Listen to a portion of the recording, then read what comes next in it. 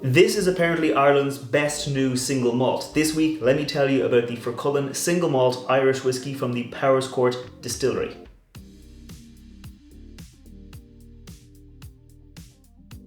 Welcome back to the channel, I'm Matt, I'm the Whiskey Nerd, and like I said, this week I'm looking at the new Fercullen single malt Irish whiskey from the Powerscourt Distillery. So let me get it into the glass and I'll tell you a little bit more about it. And what did I mean when I said this is Ireland's best new single malt whiskey? Well, at the 2024 Irish Whiskey Awards, the Fercullen single malt was, in a blind tasting, judged to be the best new single malt, which means it was like a new single malt whiskey released that year from a new distillery. So it wasn't like the best single malt overall, just the best of like the new distilleries, the new whiskey releases. And that's where it is. It is a nice new single malt Irish whiskey. It is distilled at the Powerscourt Distillery, and I think it was the first whiskey, the first single malt whiskey made in that county, in Wicklow County, in like 100 years. So it is like a nice little kind of landmark that they are releasing new Irish whiskey in that area.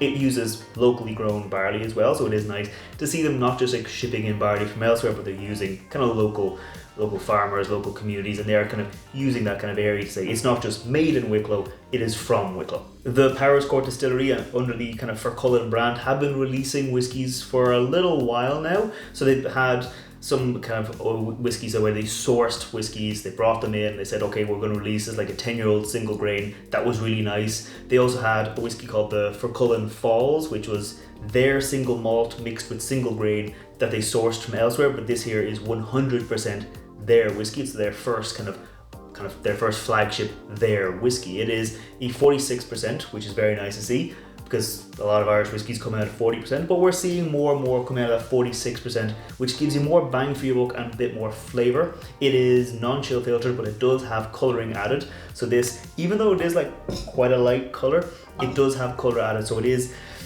like, it is maybe just for consistency. Maybe it's just like for consistency. They said, let's just add a little bit of caramel colouring, or maybe like some batches they wouldn't add it, but it does have caramel colouring, which doesn't really affect the flavour, but it is always a little disappointing when you don't see the natural character coming through. Like I said, it's coming in at 46%. It was all aged in bourbon casks as well, so it doesn't have any skews of like sherry or port or like stout finish or anything. It's just their own whiskey.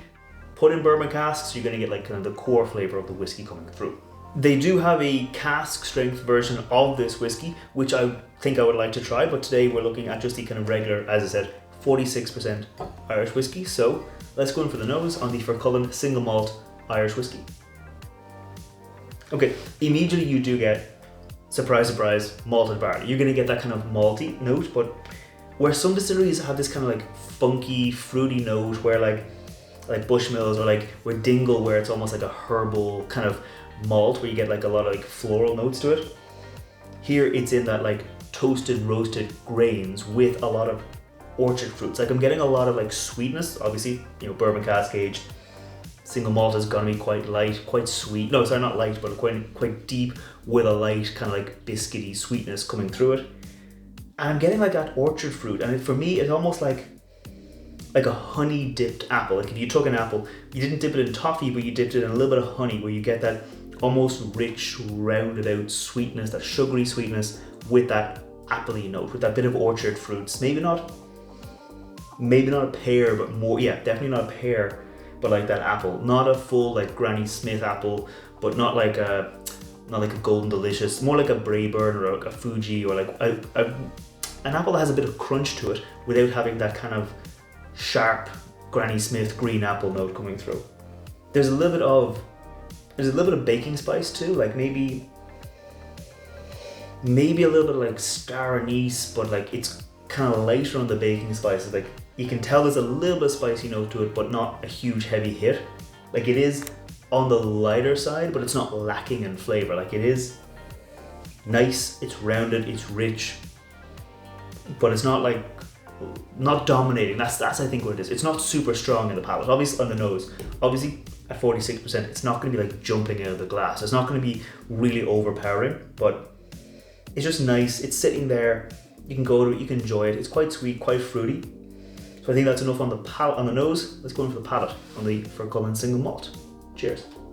It starts off sweet and like honey, like I said, caramel, bit of orchard fruits, and then as it sits on your palate, you get this hit of spice. You get this like oaky spice, like a more of that baking spice, like cinnamon, clove, star anise again, like that kind of like baking spice hit.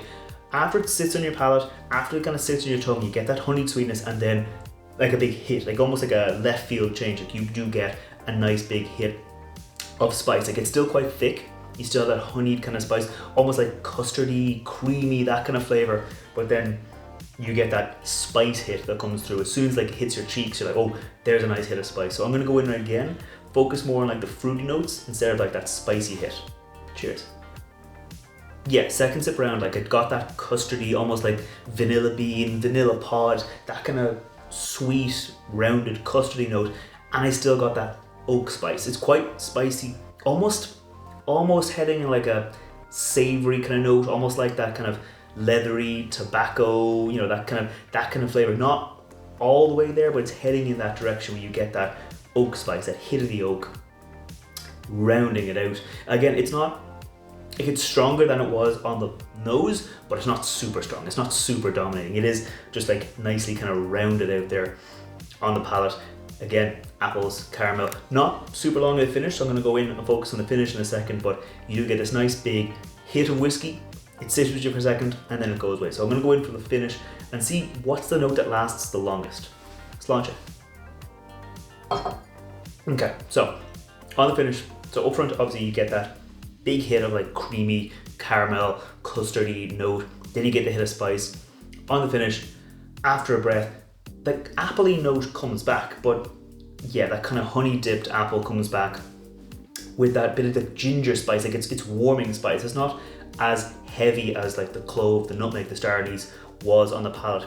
After a breath, it's more like ginger spice, more like that kind of lighter, floral, herbal, fruity kind of spice you get there. With yeah, that bit of like savory note as well coming through. Like I did get that on the palate. That kind of comes through into the finish. Again, kind of on the lighter side, not super long, not super short, but you get medium on the finish, but just nice little finish on it that kind of gives you the flavors you had before without any big skew. Before I give my final thoughts on the whiskey, if you're new here, scroll down, hit that thumbs up button, hit that subscribe button.